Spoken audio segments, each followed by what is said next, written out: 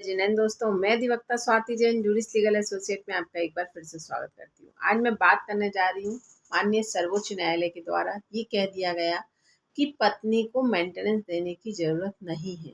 जानकारी पूरी पाने के लिए वीडियो में बने रही और अगर अभी तक आपने मेरे चैनल को सब्सक्राइब नहीं किया है तो मैं आपसे रिक्वेस्ट करूंगी कि मेरे चैनल को सब्सक्राइब कर लीजिए ताकि आने वाली वीडियो की नोटिफिकेशन आपको मिल सके। चलिए बात करती हूँ कि आखिर इस केस में क्या हुआ। पहले हम बात करते हैं मेंटेनेंस की। अगर मेंटेनेंस की अपील पत्नी के द्वारा लगाई जाती है तो पत्नी के द्वारा दो ही तरीके से मेंटेनेंस लिया जाता है या न्यायालय के द्वारा दे दिया जाता है। तो सबसे पहले इंटरिम मेंटेनेंस पत्नी अपील लगाती है।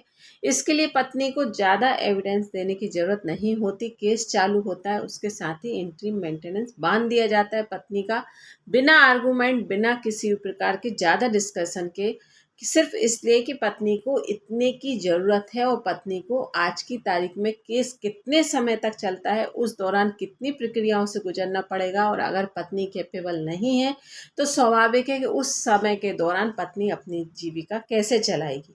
इस आधार पर पत्नी का इंटरिम मेंटेनेंस तय कर दिया जाता है। उसके बाद आर्गूमेंट होती है। उसके बाद केस जिस प्रकार से पति पत्नी के द्वारा इनकम एफिडेविट रखा जाए, किसके मतलब जो भी प्रक्रियाएं चलती हैं मेंटेनेंस को लेकर, कि आय का विवरण देना, जो भी उनकी प्रॉपर्टी है उसका विवरण देना, जो भी पति देना चाहे पत्नी के लिए और पत्नी के द्वारा पति का, मतलब एक दूसरे के द्वारा ये प्रूफ करना कि इसके पास आय के ये स्रोत हैं, ये सोर्सेज हैं। तो इस आधार पर हमें मेंटेनेंस मिलना चाहिए, पत्नी का ये कहना होता है, और पति का ये कहना होता है कि इसे मेंटेनेंस नहीं मिलना चाहिए क्योंकि इसके पास इतने आय के जरिए हैं।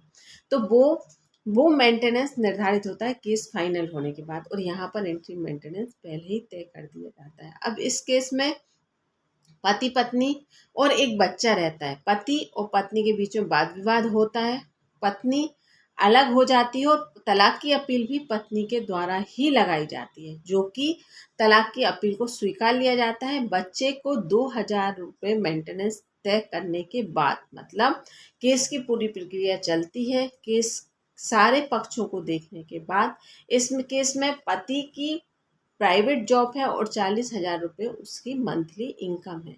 पत्नी 9,000 रुपये पर मंथ कमाती है।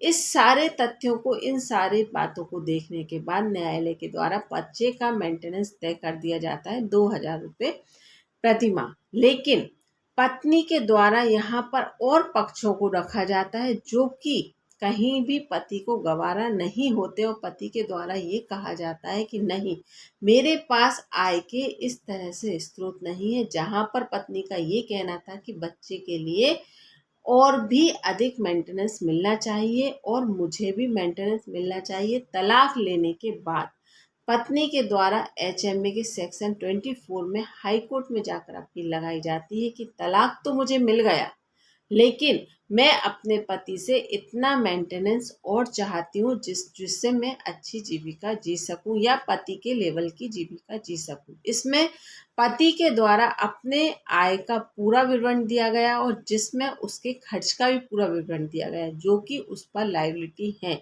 मतलब पति के इनकम में कितने लोग उस पर डिपेंड थे या उसे अपनी आय से कितना खर्च करना पड़ता था, इसका पूरा ब्यौरा पति के द्वारा हाई कोर्ट में रखा गया। हाई कोर्ट के द्वारा सारे पक्षों को देखा गया और ये कहा गया कि नहीं, यहाँ पर पति को अब किसी भी प्रकार से मेंटेनेंस देने की आवश्यकता नहीं है। बच्चे का मेंटेनेंस पति के द्वारा पहले ही निर्धारित कर दिया गया और वह उससे इनकार भी नहीं कर रहा। पत्नी यहाँ हाई कोर्ट में भी संतुष्ट नहीं होती। पत्नी के द्वारा माननीय सर्वोच्च न्यायालय में अपील लगाई जाती है। सर्वोच्च न्यायालय में जब पत्नी के द्वारा अपील लगाई जाती है तो पत्नी के द्वारा सारे पक्षों को माननीय सर्वोच्च न्यायालय के द्वारा सारे पक्षों को देखा जाता है और जिसमें ये पाया जाता है कि पति के द्वारा किसी भी प्रकार से कोई भी गलत इन्फॉर्मेशन नहीं दी गई। जो भी उसके आय का और जो भी उसके व्यय का विवरण दिया गया है वो किसी भी प्रकार से गलत नहीं है और किसी भी प्रकार से अनुचित नहीं है। और ये कहकर माननीय सर्वोच्च न्यायालय के द्वारा ये कह दिया गया है कि नहीं, अब पत्नी को मेंटेनेंस देने की आवश्यकता नहीं है। पत्नी अपने आप में इतनी कैपेबल है कि वह अपनी जीविका अच्छे से चला सकती है और साथ ही पत्नी माननीय सर्वोच्च न्यायालय के द्वारा बच्चे की मेंटेनेंस की राशि मतलब बच्चे के लिए जो मांग की गई थी, जो पहले निचली अदालत के द्वारा 2,000 रुपये तय की गई थी, उसको बढ़ा दिया गया और कहा गया कि पत्नी को मेंटेनेंस की आवश्यकता नहीं है। हाँ, बच्चे की लाइफ के अकॉर्डिंग अगर देखा जाए तो बच्चे के जिस हिसाब से खर्च हैं उस हिसाब से इस खर्च को मतलब इस राशि को बढ़ाया जाना चाहिए। और ये भी कहा गया साथ ही में कि भविष्य में अगर पत्नी अपने जॉब में प्रमोशन नहीं होता है या उसकी किसी भी प्रकार से बढ़ोतरी नहीं होती है तो बच्चे को लेकर पत्नी के द्वारा अपील लगाई जा सकती है, और जो कि पिता उससे इनकार नहीं कर सकता, क्योंकि नेचुरल है बच्चे की एजुकेशन को लेकर या किसी प्रकार से आगे के जो खर्चे होंगे, लेकिन उसका पूरा विवरण माननीय सर्वोच्च न्यायालय के द्वारा ये कहा गया कि पत्नी को देना होगा। उसी के आधार पर बच्चे के मेंटेनेंस को बढ़ाया जा सकता है और पत्नी के मेंटेनेंस देने से बिल्कुल इनकार कर दिया गया। तो ये बड़ा ही शानदार जजमेंट है इस चीज़ का कि पत्नी तलाक लेने के बाद अगर HMA सेक्शन 24 में जाकर अपील भी लगाती है तो भी ऐसा नहीं है कि पत्नी की सुनी जाएगी। और जहाँ पत्नी खुद इतना कमाती है कि वह एक अच्छी जीविका चला सकती है, और पत्नी की सैलरी अधिक होने का मतलब ये नहीं होता कि सिर्फ और सिर्फ उस पर पत्नी का ही अधिकार है। पति के साथ अन्य रिश्ते भी जुड़े हैं और पति के ऊपर और भी जिम्मेदारियां हैं या वह अपनी लाइफ स्टाइल भी जीने का हक रखता है। तो यहाँ पर ये सारे पक्षों को देखकर, सारे पक्षों को समझकर फिर माननीय सर्वोच्च न्यायालय के द्वारा इस तरह से आदेश दे दिया गया। अगर इस जजमेंट की कॉपी आप चाहते हैं तो व्हाट्सएप नंबर पर मैसेज कर मुझसे ले सकते हैं। धन्यवाद।